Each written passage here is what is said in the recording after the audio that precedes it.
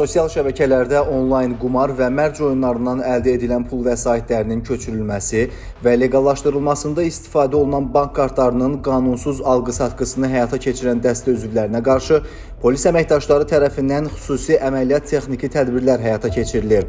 Daxili İşlər Nazirliyinin kibercinayətkarlıqla mübarizə baş idarəsi tərəfindən keçirilən tədbirlərlə qeyd edilən qanunsuz fəaliyyətlə məşğul olan 5 fərqli dəstənin 12 nəfərdən ibarət üzvü Əjdər Əzizov, Fərman Cəfərov, Hikmət Quliyev, habelə Adəm Əliyev və tanışı Cavid İsmayılzadə, Əlvan Musayev, eləcə də onunla əlbir olan Məhərrəm Babayev, Rəvan Mehdiyev, Aydın Məmmədzadə və Adil Məmmədov, həmçinin Alşan Səfərov və Rüstəm Novruzov saxlanılıblar.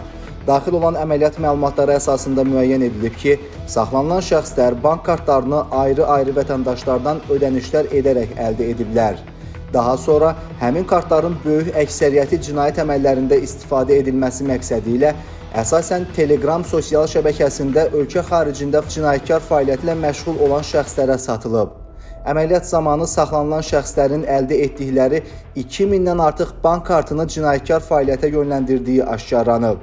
Qeyd edək ki, əksər hallarda öz kartını dəstə üzvlərinə təqdim edən şəxslər onların hansı məqsədlər üçün istifadə ediləcəyindən xəbərsiz olublar.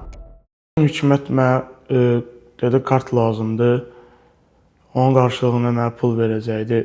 Onlar müxtəlif şəxslərin adına kart çıxararaq verirdi mənə. Həmin kartları da biz onlayn kazino işləyən insanlara satmışıq. Faktlarla bağlı baş idarədə araşdırmalar davam etdirilir.